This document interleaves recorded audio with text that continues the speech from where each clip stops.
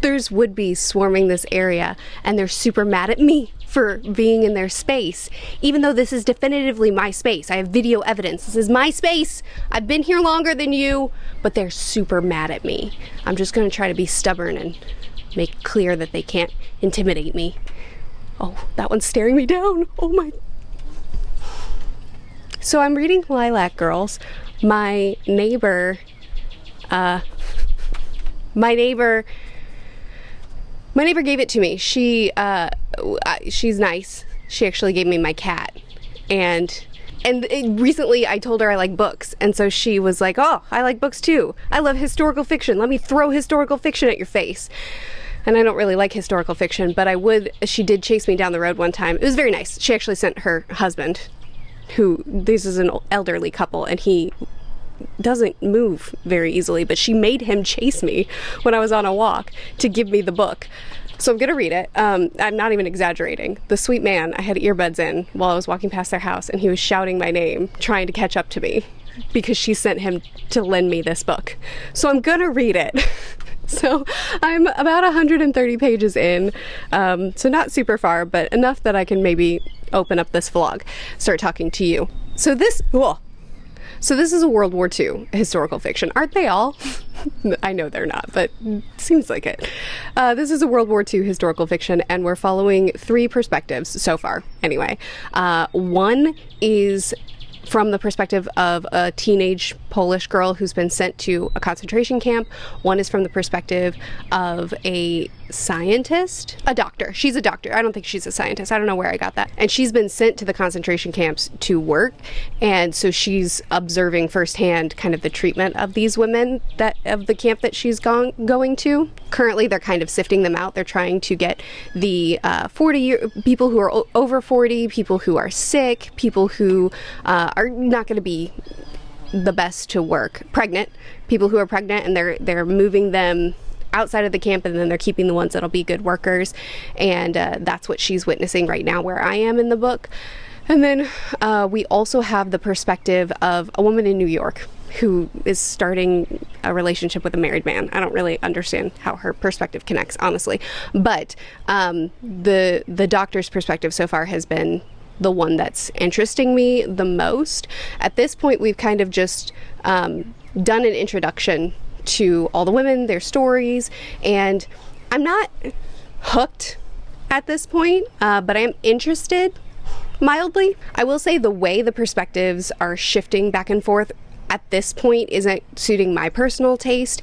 It feels very abrupt, where, for instance, there's a scene where a soldier wants something, doesn't get it, and therefore raises up his shovel above his head to strike down, and the scene cuts. It's like he raises up the shovel, there's no stopping it, cut, new perspective, and then when we get back to her, then the shovel comes down. What I'm trying to say is the perspective shifts sometimes feel abrupt instead of natural, which is definitely a literary style, and there's nothing wrong with that. It's just not, it doesn't suit my taste personally. But it's been a lot of setup. We haven't really gotten into the meat of the story yet, but I did want to check in with you, let you know some of my first impressions. And my first impressions are pretty mild so far. I'm not hooked on it, but I am interested to see where it goes, because I have heard that a lot of elements to this story are based off of real life stories that the author collected. So I'm not entirely, I'll look into that before I check in with you on my final thoughts, but I am interested to hear these women's stories. Personally, I really enjoy reading nonfictions that detail a person's story surviving things like, for instance, I read Wild Swans, which is 3 generations of women who survived and escaped the Cultural Revolution in China. And when I return this book to my neighbor, I'm going to pass on Wild Swans to her. So if these are true stories, I would probably just rather read, a nonfiction about them, but it's cool. I'm reading historical fiction today. That's what I'm doing. I'm going to talk to my neighbor about it, and I'm going to thank her for her kindness. Welcome to the vlog. Lilac Girls is based on a true story. Caroline Faraday and Herta Orban-Herser were real people, as were all the Ravensbrück staff mentioned, as well as Herta's parents and Caroline's mother and father, Eliza and Henry Faraday. In bringing them to life as characters, I have done my best to represent them in the fairest, most realistic way possible. Through reading Caroline's letters, the Nuremberg doctor's trial testimony, and testimony of the survivors themselves, I found clues as to what their motivations might have been. The dialogue throughout is my own making, but I used actual testimony when possible in the doctor's trial chapter, and some of Caroline's own words from letters and stories she wrote, and the stories of those who knew her. Along with the characters I just named, the author's note goes on to talk about other characters that were loosely inspired by true people in history as well. This book focuses on one of the only major concentration camps that were exclusively for women, and it focuses on the experimentation that they went through, the treatment that they went through. It is brutal to read at times, but very, very important to read their stories. The experimentation that these women went through as quote-unquote rabbits was something that I had no idea about. Having read historical fiction of this period of time before, having studied it in school, this is, a well-documented piece of history. It's interesting, it's terrifying, it's terrible that the more you look into it, the more you peel back the layers, it just seems like an endless supply of more stories that need to be remembered. Because of my personal reading preference, I think I said this in the last clip too, I would have preferred that this had been a nonfiction. I appreciate that these are true stories that have been fictionalized, and I appreciate the care that the author put into wanting to represent their stories well. But because the kind of nonfiction that I'm usually drawn to are either survival stories or historical accountings of true people who survived significant times in history, like Wild Swans, which was following 3 generations of women during the Chinese Social Revolution. So I think I'm going to do some research and see if any of these women have had a nonfiction told from their perspective, specifically one of the rabbits. It will be incredibly difficult to read, and I probably won't read it really soon because this book, a fictionalized version of it, was incredibly difficult to read in certain scenes. But I do want to hear their stories, and I'd like to hear it from their perspective just my personal preference. I'm not a big historical fiction reader, and I just kept reading this thinking I'd really just love to get their accounting. Overall, I think it's an important book, even though historical fiction isn't my genre, so I did struggle with this a little bit just because it's not what I typically reach for. I am glad that I read it, and now I have a lot to discuss with my neighbor. On a lighter note, the next book that I picked up is Jingo by Terry Pratchett. I'm back in the Discworld, and it's a tonal shift. So I've switched my reading order yet again. I started on the City Watch books, and then I decided to go chronological for fear of missing something important, and then quickly missed City Watch, and now I'm back again. So I'm reading Jingo, Jingo. Keep calling it Jingo. I'm reading Jingo and really, really loving it. So we're back with Vimes, we're back with Carrot, we're back with a whole bunch of people that I so dearly love. It's lovely to once again read letters from Carrot to his family, see the dynamics of Vines and his current familial situation, which I won't divulge in a spoiler-free video. But also new characters are introduced. I really want to read to you.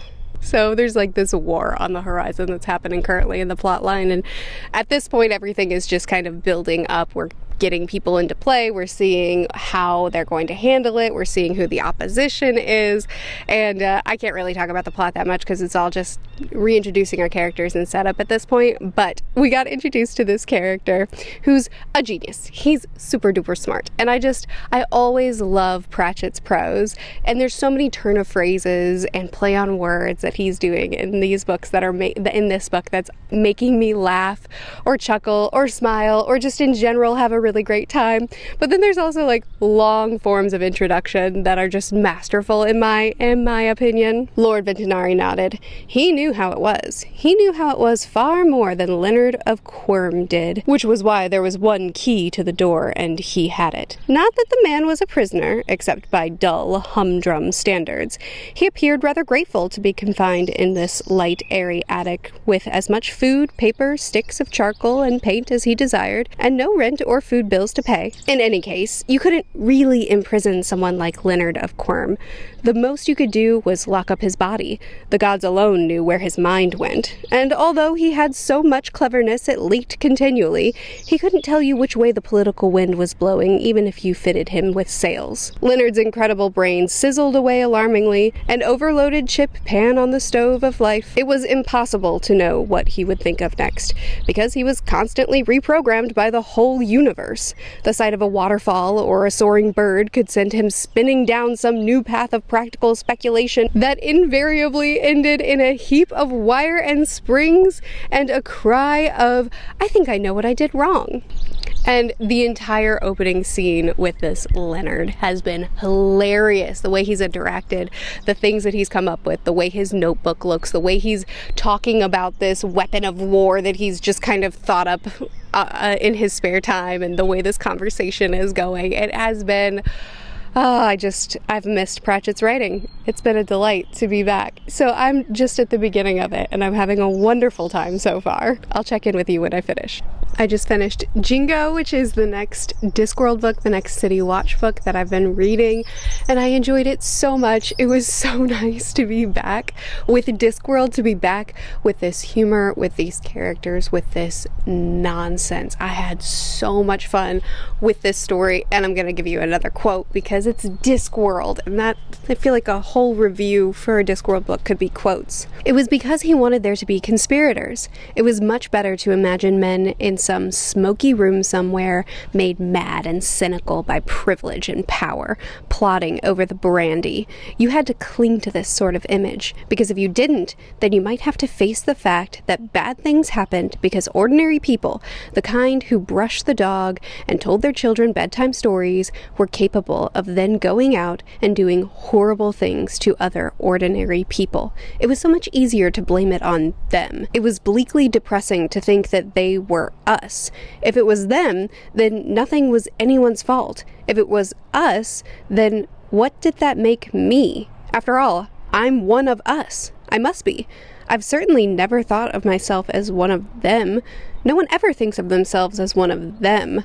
We're always one of us. It's them that do the bad things." So this takes place during war. A stupid, useless war over an island that's sprouted up from the ground, and now people are fighting over it. And it does so much in the realm of humor, in the realm of poking fun at so many things.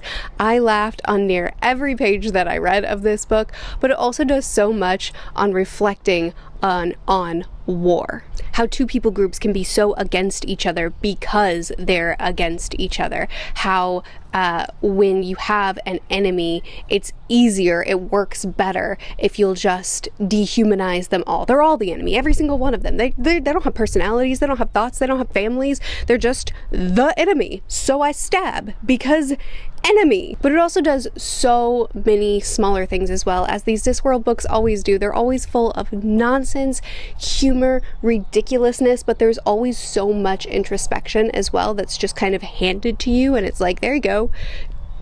What are you gonna do with that? Like casual racism and biases and what we do with them when we're confronted with them and when they come up, like power and how power is manipulated and used. Vimes specifically has a lot to say about the law and how the law is not flux. The law is not something that you maneuver and change according to your own goals or conveniences, and how his role as an enforcer of law is not the same as the role of a soldier. His job isn't to just follow orders. His job is to keep the peace. There's so many quotes that are hilarious and so many quotes that reinforce the themes of this book, but I enjoyed being in this story so much. I missed Discworld. I missed City Watch. In 2023, I read a Discworld book every single month, and then in 2024, I backed off. I think this is only my second Discworld book that I've read this year, and I'm definitely feeling like a slower pace is where I want to be because just being able to pick one up every few months, soak it in, enjoy it, that feels like what's comfortable to me now that I've gotten back into it and I'm feeling great about it. And I'm gonna keep on with the City Watch because I enjoy Vimes so much. And I really, really love the role he played in this book. I think my biggest complaint about this book is just that this was more plot focused than it was character focused. And while there are certain characters that got great stories in this book, there were also many characters that just kind of continued to be what they were in previous books, and I didn't feel like we got any deeper or any further with them. So I was missing that character side in this book for some of the characters, but overall I enjoyed myself very, very much, and I'm happy to be back with Discworld. This video had no interludes, and I'm very sorry about that. My family were passing around a sickness and we didn't get out a lot, but I think we're going hiking on Monday, and I think we're going to a new trail.